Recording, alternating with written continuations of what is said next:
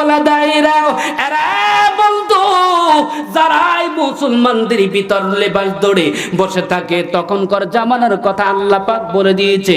এই আয়াত কিন্তু তাদের জন্যই শুধু খাস না, এটা আম কিয়ামত পর্যন্ত এরকম থাকবে। মুসলমানরাও থাকবে, ওর মধ্যে নামদারি মুসলমানরাও হাজির থাকবে। জোরে বলুন কথা ঠিক কিনা? এই জায়গায় দেখবেন এত কথা শোনার পরেও এই আমলগুলো অনেকেই করবে না, আছে না নাই? সেই লোকরা এই আয়াতের মধ্যে পড়ে যাবে। এই জন্য আল্লাহ ডাক পারে অনেক লোকেরা আছে যারা বলে আমরা ইমানদার, আমরা আল্লাহর প্রতি ঈমান এনেছি, ওয়াবিল ইয়াউমিল আখিরে এবং পরকালের প্রতি ঈমান এনেছি। আমার আল্লাহ ডাক পারে নবীজি তোমাকে বলে দিলাম শুনে নাও, ওয়ামা হুম বিমুমিনিন। আমার আল্লাহ ডাক পারে নবীজি তোমার উম্মতদেরকে বলে দাও যারা বলবে আল্লাহকে আল্লাহ মানি, পরকালকে মানি, অর্থাৎ পরকালকে মানি, এরপরে আল্লাহ বলতেছে ওয়ামা হুম বিমুমিনিন, তারা ঈমানদার না। এখন বলুন তো দেখি এই আয়াতের মধ্যে শিক্ষা আছে না নাই? আর জোরে বলেন আছে না নাই? এর মধ্যে যদি একটা শিক্ষা যদি তথ্য উদ্ঘাটন করি সেটা হলো এর মধ্যে নবীর প্রতি ঈমান নাই। কার প্রতি? এই কথা বলেন না কেন? নবীর প্রতি ঈমান নাই। একটু তাকবীর দেন, আল্লাহু আকবার। আর জোরে বলেন আল্লাহু আকবার। নবীর প্রতি ঈমান নাই, এই জন্য আল্লাহ বলে ওরা কিন্তু ঈমানদার না। ওরা হলো কেমন? আমার আল্লাহ সেটাও বলে ইউখাদিউনাল্লাহা ওয়াল্লাযীনা আমানু ওয়া মা ইয়াখদাউনা ইল্লা আনফুসাহুম ওয়া মা ইয়াশউরুন। জোরে বলুন আল্লাহু আকবার।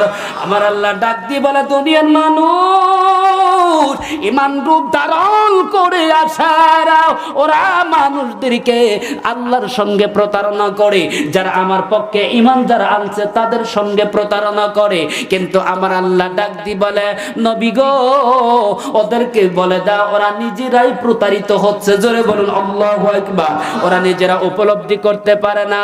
এখন বলুন তো দেখি বদর প্রান্তে আবু জেহেল যেই দিন মারা যায়, ছোট্ট বাচ্চাদের আঘাতে দুনিয়া থেকে বিদায় হয়। এই আবু জেহেল মনে করেছিল আমি যেই পথের উপর যাচ্ছি এটাই বুঝি সঠিক পথ, কিন্তু ওই পথটা সঠিক ছিল? কথা বলেন ছিল? এই নির্বোধ শেষ মুহূর্ত সময় বলেছিল আমাকে যখন গলা কাটবা গলার এই সাইডটা একটু উঁচু করে নিচের দিক থেকে কাটবা, বডির দিক থেকে, যাতে করে গর্দানটা লম্বা থাকবে। মাথাটা যখন রাখা হবে সমস্ত লোকেরা তাকায় দেখবে আবু জেহেলের ক্ষমতা কত বড় ছিল। জোরে বলুন নির্বোধতার পরিচয় পাওয়া যায় কি যায় না? এই জন্য আল্লাহ ডাক মানে নবীজি তোমার উম্মতদেরকে বলে দাও যারা মুসলমানদের সঙ্গে উপহাস করে, পরিহাস করে বা ঠাট্টা করে বেড়ায়, ওরা নিজেরাই ঠাট্টার মধ্যে জড়িত হবে। ওরা কিন্তু নিজেরা বুঝতে পারে না, উপলব্ধি করতে পারে না। এখন বলুন তো দেখি এক শ্রেণীর লোকেরা নামাজে যায় আর এক শ্রেণীর লোকেরা বলে কয় নো মুসলমান, নতুন নতুন মুসল্লি সাজছে। কথা বলেন না কেন? খবরদার এই কথা বললে বেজার হবে কে? আমি মনে করি যে নামাজে যায় মসজিদে আর যে যায় না, বলেন তো যাওয়া যায় না ওই ব্যক্তির চাইতে যাওয়া ব্যক্তির দাম বেশি না কম? যায় না তার চাইতে যে যাওয়া ব্যক্তির সম্মান বাড়বে না কমবে? এই জন্য যারা এই কথা শ্রবণ করবেন করার পরে নামাজ থেকে বিমুখ হবেন না, কারণ হলো এখানেই আপনাকে পরীক্ষা, এখানে আপনার পরীক্ষা। নবীজি ডাক দিয়ে বলেছে যার যত ঈমান বেশি, খেয়াল করবেন, যার যত ঈমান বেশি আল্লাহ তাকে অসুস্থ দিয়া, জানমালের ক্ষতি দ্বারা, এমনকি সম্পত্তির ক্ষতি দ্বারা ঈমান পরীক্ষা করে খাঁটি বানায় নেয়। জোরে বলেন, জোরে বলেন আল্লাহু আকবার। আপনি সূরা ইউনূসের আয়াতগুলো পড়ে দেখবেন, সূরা আম্বিয়ার কিছু আয়াত আছে, সূরা সফের 139 নম্বর আয়াতের পরের থেকে পড়ে দেখবেন। এখানে বলা আছে ইউনূস নবীকে যখন নদীতে ফেলিয়ে দিয়ে আইয়ুব আলাইহিস সালামকে যখন কুষ্ঠরোগে আক্রান্ত করে, আমি শুধু বলছি এটা যে ঈমান থাকার কারণে তাদের ধৈর্যটা কেমন ছিল। সব ছেড়ে গেছে, কিন্তু আয়ব নবী আল্লাহকে ছাড়ে নাই। সুবহানাল্লাহ জোরে বলেন। বাবাজি খেয়াল করবেন, বেশি সময় নিব না, 10:37 বাজে, মনে হয় 45 পর্যন্ত না, নাকি 11টা পর্যন্ত চালাবো? আর একজন 45 পর্যন্ত না, রাগ করবেন না। আপনারা ভিন্ন কণ্ঠে ওয়াজ শুনতে চাইছেন, আমি 2টা কণ্ঠে ওয়াজ শোনাবো ইনশাআল্লাহ। বলেন সকলে, বলেন ইনশাআল্লাহ। রাগ করবেন না তো? সকলেই জোরে তাকবীর দেন, আল্লাহু আকবার। তাহলে আয়ব নবীও আল্লাহকে ছাড়ে, কিন্তু এখন কথা হলো, আপনাদের এলাকার মা বোনরা আছে না নাই? কথা বলেন, আছে না নাই? মা বোনদের প্রতি আকুল আবেদন করে জানাবো, যদি ইমানদার হওয়া যায়, সময়ের মতো ইমানদার হতে হবে। ওই বোরকা দিয়া ভণ্ডামি কিছু বোরকা বের হয়েছে, দেখেন টাকা দেখবেন, কিছু বন্যামি বোরকা হয়েছে, শরীরের উঁচু নিচু সব উপলব্ধি করা যায়। কথা বলেন না কেন? কিন্তু মা, তোমাকে বলি একটা জিনিস মন দিয়ে খেয়াল করতে হবে, সময়ের মতো যদি মা হতে পারো, তাহলে তোমার জন্য জান্নাতের কোনো চিন্তা, জোরে বলেন আমার ভাইরা, বন্ধুরা আমার, একটা কথা মন দিয়ে শুনতে হবে। মা, তোমাদেরকে বলছি, দীপ্ত কণ্ঠে একটু শুনে দাও। তোমার মতো সোমায়াও কিন্তু একটা সাধারণ মহিলা ছিল, কিন্তু না না, এই সোমায়া নবীর প্রতি কালেমা পড়ার কারণে সাধারণ মহিলা পৃথিবীর জমিনে অসাধারণ হয়ে গেছে। জোরে বলুন আল্লাহু আকবার, আরো জোরে বলুন না আল্লাহু আকবার। আমার বাইরে বলদু, মা মহিলাটা শুধু কালেমাটাই পড়েছে, আর কালেমা পড়ার কারণে ইসলামের কাজ করতে যখন দাঁড়ে দাঁড়ে গিয়েছে, এই জন্য আল্লাহ তাআলা তার সম্মান পৃথিবীর জমিনে সবচাইতে দামি বানিয়ে দিয়েছে। জোরে বলা যাবে কিনা আল্লাহু আকবার। মা, ও হাদিসের অধিবাসী, একটা কথা মন দিয়ে শুনতে হবে। এই সময়ে কেউ যখন থামাতে পারলো না, বন্ধ করতে পারলো না, আর আবু জেহেল যখন শুনলো সুমাইয়াকে গ্রেফতার করে ধরে নিয়ে আসা হলো, বলুন আমাদের বাংলাদেশে যারা নারীদের মধ্যে আল্লাহর পক্ষে কাজ করে, ছাত্রী সংস্থা যারা করে, তাদেরকে জেলখানায় নিয়ে যায়। জোরে বলুন আছে না নাই? মা, একটা কথা বলতে শোনো, এই ভয় করে লাভ হবে না, কারণ পরকালের জায়গাটায় আসল জায়গা। কোন মা যদি এইগুলা জেল জুলুমকে উপেক্ষা করে নিজের জীবনকে আগায় নিতে পারো, আল্লাহর কসম করে বলছি, তোমার জীবনটা আল্লাহর কাছে প্রিয়। জোরে বলুন আল্লাহু আকবার।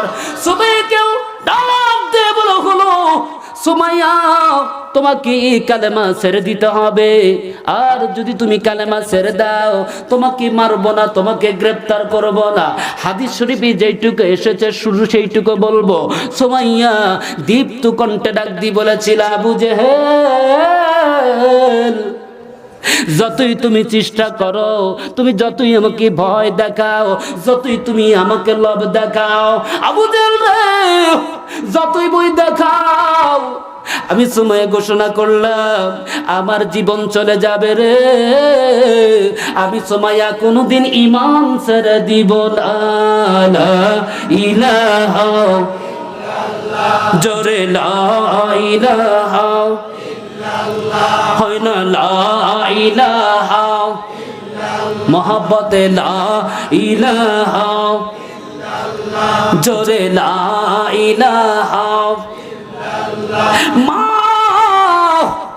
সবাই যখন দীপ্ত কণ্ঠে ডাক দিয়ে বলল, আবু জেহেল রে, আমারে যদি মারো, আমারে যদি বিদায় করে দাও, তুমি জানো না আমি এমন নবীর হাতে বয়াত নিয়েছি, জীবন চলে যাবে, আমি সুমাইয়া কোনোদিন ঈমানটা ছেড়ে দিব না। বলা কি যাবে না আল্লাহু আকবার। সুমাইয়া বারবার এক উক্তি করছে, আবু জেহেল দেখলো সোজা আঙ্গুলি কি উঠবে না।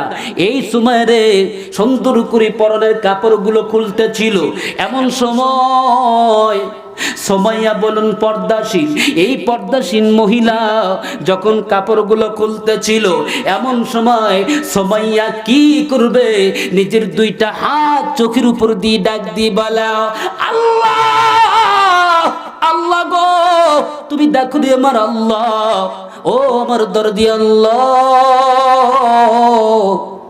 তোমার প্রতি ঈমান আনার কারণে আল্লাহ, নবীর প্রতি ঈমান আনার কারণে আমার আল্লাহ আবু জেহেল আমারে এরকম বেইজ্জতি করছে, আমার এই লজ্জা বের করে দিচ্ছে, কারণ আল হায়াউ শুবাতু মিনাল ঈমান, লজ্জা হলো ঈমানের একটা ভূষণ। জোরে বলুন আল্লাহু আকবার।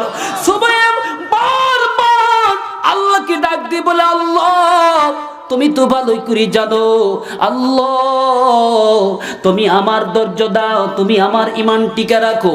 এমন সময় আমার আল্লাহর ওই যে বান্দি সুমাইয়াকে যখন এরকম করলো, তারপরে ঈমান ছেড়ে দিল না। আবু জেহেল ডাক দিয়ে বলল, লোকেরা রে, সুমাইয়া কিভাবে মানা যাবে না, এইভাবে তুই ঈমানটা ছেড়ে দিবে না, এই বলে বারবার রিকোয়েস্ট করার পরে যখন মানল না, সুমাইয়া হাদিস শরীফ পড়ছে, বল্লম দিয়ে সুমাইয়ার যখন গুপ্তাঙ্গে আঘাত করল, আমার ভাইরা রে, সুমাইয়া জানে আমার তো বাঁচতে দিবে না, আমারে মেরে ফেলবে, এই মন্তব্য ভিতরে কাজ করল। আর সুমাইয়া আল্লাহরে ডাক দিয়ে বলে, আল্লাহ আল্লাহ গো, আমি জানি যেহেতু গুপ্তাঙ্গে এই আবু জেহেল তরবারি দিয়ে আঘাত করেছে, আমার বল্লম দিয়ে আঘাত করেছে, আল্লাহ বলেন না ভাই, আল্লাহ আল্লাহ আমি জানি আমার বাঁচতে দিবে না, কিন্তু তোমার কাছে দাবি রে আল্লাহ, আল্লাহ তুমি আমারে সুন্দর করে আমার ঈমানটা শক্তি বাড়ায়া দাও, আমার ঈমান শক্তিটা বাড়ায়া দাও, আল্লাহ এই বেঈমান আমারে বাঁচতে দিবে